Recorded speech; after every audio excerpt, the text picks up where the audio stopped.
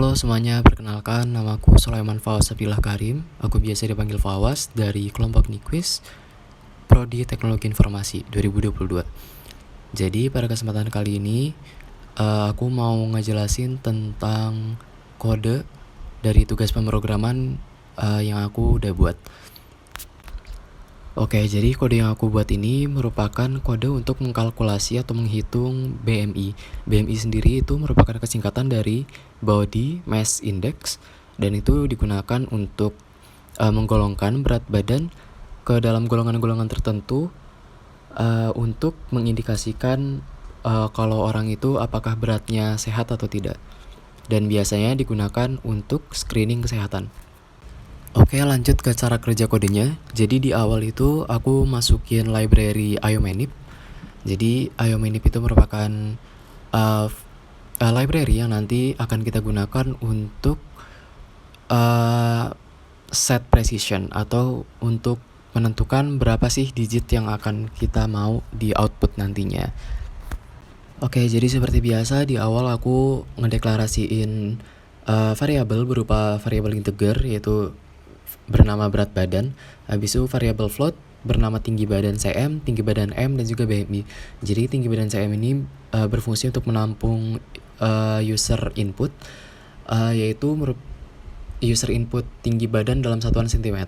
Nah terus tinggi badan m ini itu berfungsi untuk menampung input dari user berupa tinggi badan yang akan dikonvert menjadi meter. Terus lalu BMI itu merupakan variabel yang berfungsi untuk menampung hasil kalkulasi dari BMI-nya. Terus kayak kode-kode biasanya menggunakan cout sama cin. Jadi cin-nya itu buat mengambil input dari user. Di sini aku ngambil input berat badan sama tinggi badan cm.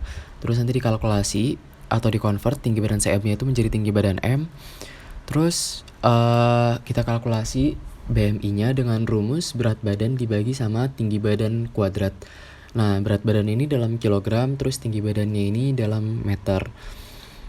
Nah, terus setelah user telah memasukkan semua inputnya, maka nanti akan ditampilkan atau programnya akan menampilkan tinggi badannya, berat badan, BMI, serta keterangan BMI-nya. Nah, jadi BMI-nya ini mempunyai 4 golongan atau 4 keterangan. Jadi yang pertama itu kekurangan berat badan, yang kedua berat badannya ideal, yang ketiga kelebihan berat badan, dan yang terakhir yaitu obesitas. Nah, jadi untuk menggolongkannya ini aku menggunakan if else if ya. If, else if, dan else. Nah, terus di sini aku kenapa pakai else? Jadi aku mengantisipasi kalau misal user itu memasukkan inputnya nggak benar.